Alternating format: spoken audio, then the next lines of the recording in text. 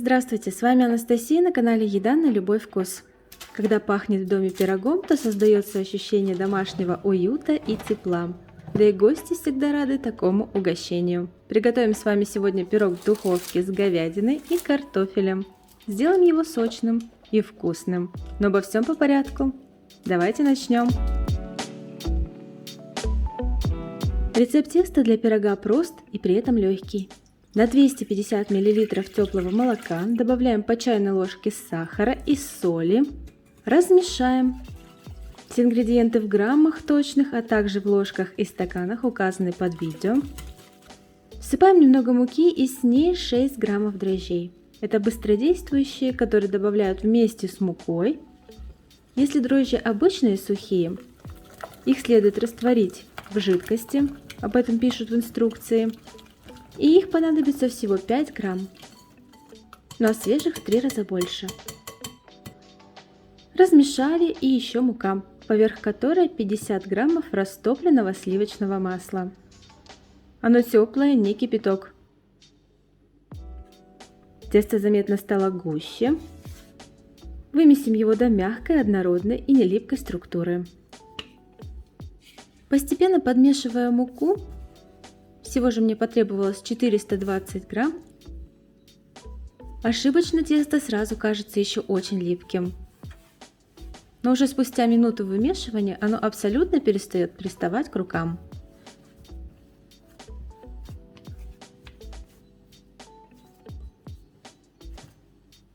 Кладем его в ту же миску, она немного с мукой. Накрываем и поставим в тепло на 1-1,5 часа. Разогреваем 2 столовых ложки растительного масла и в нем обжариваем репчатый лук, нарезанный полукольцами. Луковицы 2-3 среднего размера будет достаточно, если в граммах, то это 250 грамм. Параллельно очищаем картофель, который сварен заранее в мундире. Нарезаем его произвольно. Обычно, когда используется сырой картофель в пирогах, есть вероятность того, что с сырым картофелем пирог плохо пропечется. Да и времени уходит на выпечку гораздо больше часа. Ну а так мы сократим это время, да еще и тесто не пересушим. Ведь для такого простого дрожжевого теста это очень важно. Лишнее время выпечки ему не в пользу.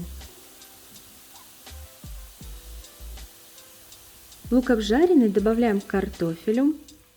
Его здесь 800 грамм. И на этой же сковороде, пока без добавления масла, она должна быть горячая, обжариваем говядину, нарезанную вот такой соломкой, не толстой. Мясо, конечно же, начнет сразу пускать сок, и когда он выпарится, говядина начнет поджариваться. В этот момент как раз добавляем немного масла. Я не сказала, но мясо здесь в количестве 700 грамм. К уже обжаренным кусочкам выливаем столовую ложку соевого соуса. Он размягчает мясо и придает вкус.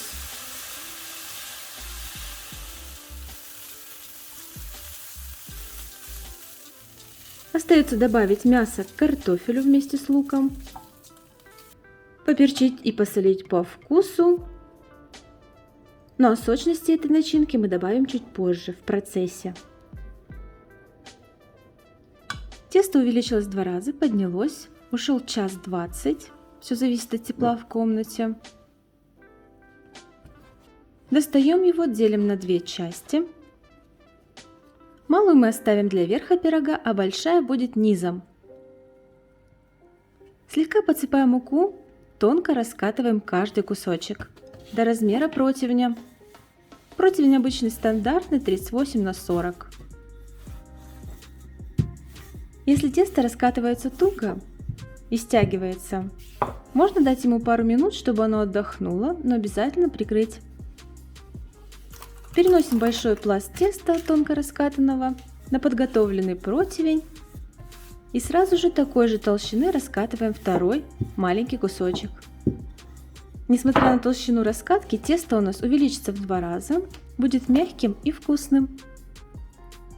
На нижний пласт теста выкладываем слегка теплую начинку из отварного картофеля и жареной говядины с луком, поверх которой выкладываем кусочки сливочного масла. У меня здесь получилось 50 граммов, но можно и больше, все зависит от сухости мяса. Сверху накрываем начинку вторым пластом теста. Склеим тесто между собой, нижний и верхний пласт. И заплетаем веревочкой или жгутиком, если можно так выразиться.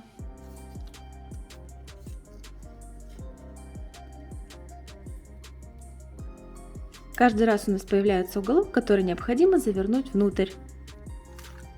Я уже показывала вам такое плетение на пирожках. Это очень просто.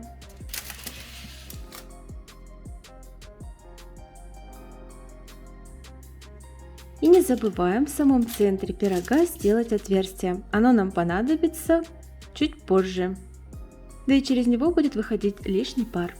Пирог будет равномерно подниматься. Остается накрыть пирог на 10-15 минут. За это время хорошо разогреваем духовку. И уже перед выпечкой смазываем всю поверхность пирога желтком, смешанным с молоком. Ставим пирог в горячую духовку. Температура выпечки 180 градусов. Режим вверх и низ. Прошло 20 минут. Через отверстие в середину вливаем кипяток с солью. Если есть, то используйте и бульон. Закрываем духовку и допекаем пирог до румяной корочки. Еще 15-20 минут. Накрываем пирог на 10 минут, это обязательно. Начинка дойдет и тесто станет мягче. И скорее уже давайте пробовать.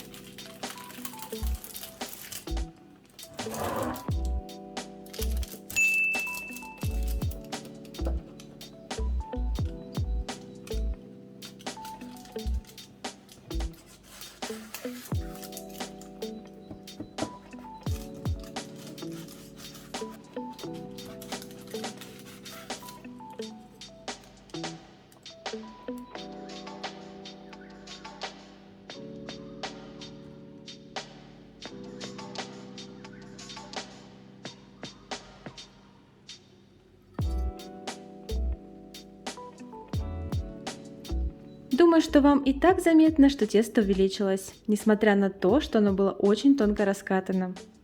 Пирог мягкий, режется прекрасно, а внутри сочная начинка. Приятного аппетита, до новых видео, пока!